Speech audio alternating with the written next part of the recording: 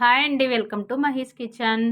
ఈరోజు నేను ఎంతో రుచికరమైన మరియు ఎన్నో పోషకాలు కలిగి ఉన్న డ్రై ఫ్రూట్ లడ్డు ప్రిపేర్ చేసి చూపించబోతున్నానండి. పిల్లలకైనా పెద్దవాళ్ళకైనా ఈ dry fruit laddu immunity booster లాగా పనిచేస్తుందండి. ఈ డ్రై ఫ్రూట్ లడ్డు తినడం వలన ఎన్నో హెల్త్ బెనిఫిట్స్ కూడా ఉన్నాయండి. ఇంకేంటి లేటు, మనం కూడా డ్రై ఫ్రూట్ లడ్డు ప్రిపేర్ చేసుకుందాం.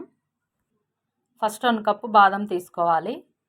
బాదం తీసుకున్న తర్వాత 1 కప్పు జీడిపప్పు తీసుకోవాలి. జీడిపప్పు తీసుకున్న తర్వాత 1 కప్పు పిస్తా తీసుకోవాలి. పిస్తా తీసుకున్న తర్వాత 1 కప్పు పంప్కిన్ సీడ్స్ తీసుకోవాలి. తర్వాత 1 కప్పు వాటర్ మెలన్ సీడ్స్ తీసుకోవాలి. ఈ డ్రై ఫ్రూట్స్ అన్నీ ఇలా చిన్న పీసెస్ లాగా కట్ చేసుకోవాలి. తర్వాత ఎండు కొబ్బరి తీసుకొని పైన ఉన్న పీల్ మొత్తం తీసివేయాలి.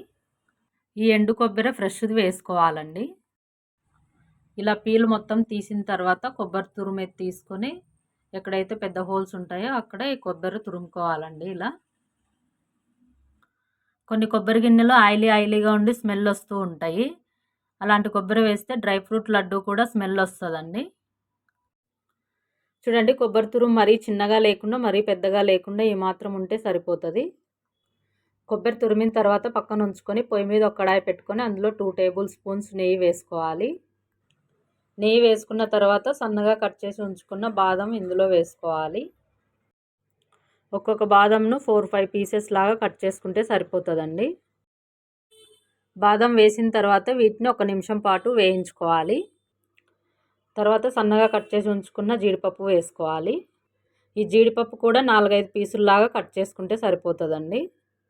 జీడిపప్పు వేసిన తర్వాత వీటిని కూడా 1 నిమిషం పాటు వేయించుకోవాలి. తర్వాత సన్నగా కట్ చేసి ఉంచుకున్న పిస్తా వేసుకోవాలి. వీటిని కూడా దోరగా వేయించుకోవాలి.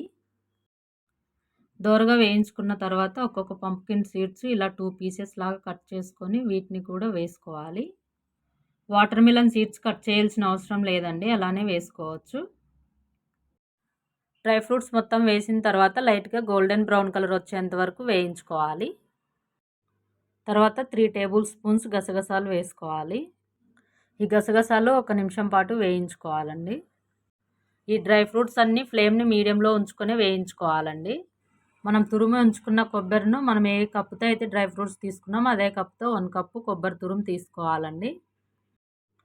కొబ్బరి తురుమును డ్రై ఫ్రూట్స్లోకి వేసి దోరగా వేయించుకోవాలి. దోరగా వేయించుకున్న తర్వాత డ్రై ఫ్రూట్స్ను ఒక ప్లేట్లోకి వేసుకొని పక్కన ఉంచుకోవాలి. ఈ డ్రై ఫ్రూట్ లడ్డు స్వీట్నెస్ కోసం షుగరు, బెల్లం యూజ్ చేయాల్సిన అవసరం లేదండి.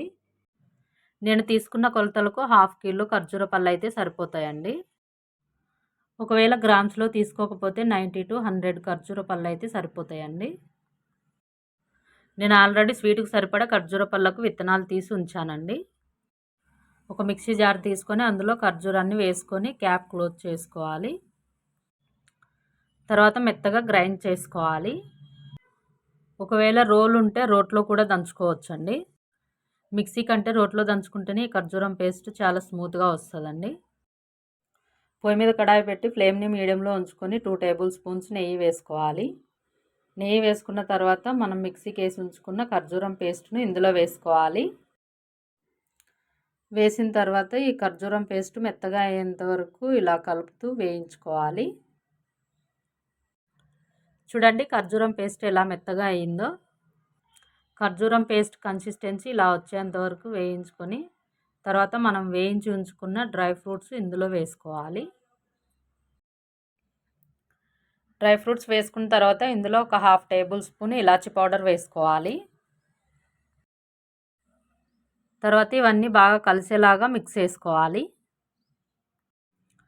చూడండి, ఇలా బాగా మిక్స్ చేసుకున్న తర్వాత స్టవ్ ఆఫ్ చేసుకొని దీన్ని పూర్తిగా చల్లారనివ్వాలి. ఈ డ్రై ఫ్రూట్ లడ్డు ఒకసారి చేసి ఉంచుకున్నామంటే 1 మంత్ వరకు నిల్వ ఉంటాయండి.